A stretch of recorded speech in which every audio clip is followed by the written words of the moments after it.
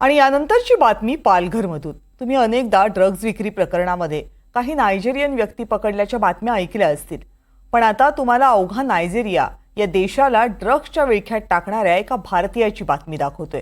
प्रेमासाठी काहीही ते पैशासाठी काहीही अशा आधुनिक काळामध्ये बदललेल्या व्याख्या नव्या तरुण पिढीच्या जीवावर उठू लागल्यात। पैशाच्या हव्यासा पोटी भारतीय आफ्रिकन देशांमध्ये नशेचा बाजार करतोय। कोण आहे हा भारतीय, कंपनी कुठे आहे त्याची, आणि आफ्रिकन देशामध्ये नशेच्या औषधांचा व्यापार तो करतोय कसा, पाहूयात या स्पेशल रिपोर्टमधून। आफ्रिकेत नशेचा बाजार, भारतातून व्यापार। Yo, sa I'm at the show. Sama, I'm not check out. I tell you.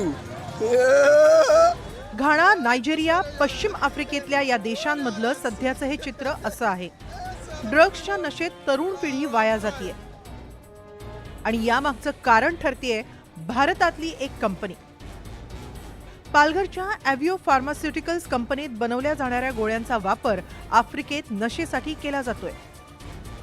ॲव्हिओ pharmaceuticals वेगवेगळ्या ब्रँडच्या नावानं औषध तयार करते, त्याचं पॅकेजिंगही अस्सल औषधांसारखंच करते।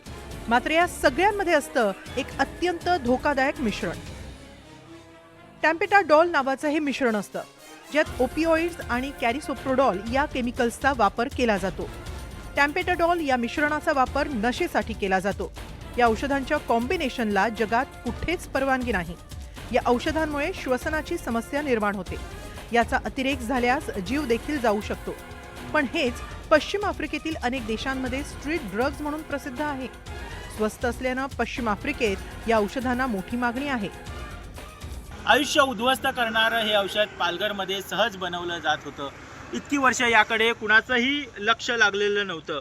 आफ्रिकन देशात छुप्या पद्धतीने ही औषधं पाठवली जात असल्याची माहिती केंद्रीय अन्न व औषध प्रशासनाला मिळाल्यानंतर केंद्र आणि राज्य सरकारचे संयुक्त कारवाईत हे उत्पादन थांबवण्यात आलं आहे। ॲव्हिओ कंपनीच्या या गोळ्या आफ्रिकन देशात अगदी रस्त्यावरही मिळतात।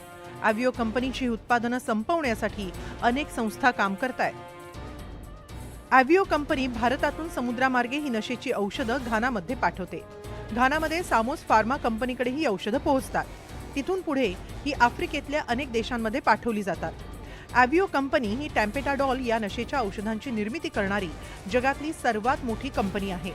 ॲव्हिओ कंपनीनं आतापर्यंत 2,08,44,000 रुपयांची ही नशेची औषधं घानामध्ये पाठवली आहेत। ॲव्हिओ सारख्या कंपनीला मदत केली जाते ती प्रशासनातल्या अधिकाऱ्यांकडून। आफ्रिकन देशात बंदी असलेली ही नशेची औषधं निर्यात करताना प्रशासनातल्या अधिकाऱ्यांकडून डोळेझाक करण्यात येते। कंपनीतील संबंधित औषधांच्या साठ्यावर पूर्णपणे बंदी घालण्यात आली आहे आणि नवीन उत्पादनही पूर्णपणे थांबवलं आहे। आम्ही कंपनीकडे कोणत्या औषधांच्या उत्पादनाची परवानगी होती हे अन्न व औषध प्रशासनाच्या पालघर कार्यालयातील सहाय्यक आयुक्तांकडून जाणून घेण्याचा प्रयत्नही केला, मात्र त्यांच्याकडून कोणताही प्रतिसाद मिळालेला नाही। केंद्र आणि राज्य सरकारनं केलेल्या कारवाईत ॲव्हिओ कंपनीचा किती साठा जप्त केलाय याची अद्याप माहिती समोर आलेली नाही। ॲव्हिओ कंपनी ट्रामाडोल, टॅम्पेटाडोल, कॅरिसोप्रोडॉल यासारख्या ओपिओइड्स औषधांचं उत्पादन करते। या सगळ्या औषधांचा वापर हा नशेसाठी केला जातो। ॲव्हिओकडून बनवल्या जाणाऱ्या या सगळ्या औषधांना आफ्रिकन देशात बंदी आहे। आम्ही ॲव्हिओ फार्मास्युटिकल कंपनीसोबत संवाद साधण्याचा प्रयत्न केला, मात्र कंपनीचे संचालक विनोद कुमार शर्मा यांनी कोणत्याही प्रतिक्रिया दिलेली नाही। त्यांच्यावर होणारे जे आरोप आहेत त्यांच्या स्पष्टीकरणात त्यांनी सर्व आरोप फेटाळलेले आहेत आणि नियमांचं पालन करत असल्याचं स्पष्टीकरण त्यांनी दिलं आहे। आता पुढे यात कोणती कारवाई होते आणि या संदर्भात आणखी कोणते मासे गळायला लागतात हे पाहणं महत्त्वाचं ठरणार आहे।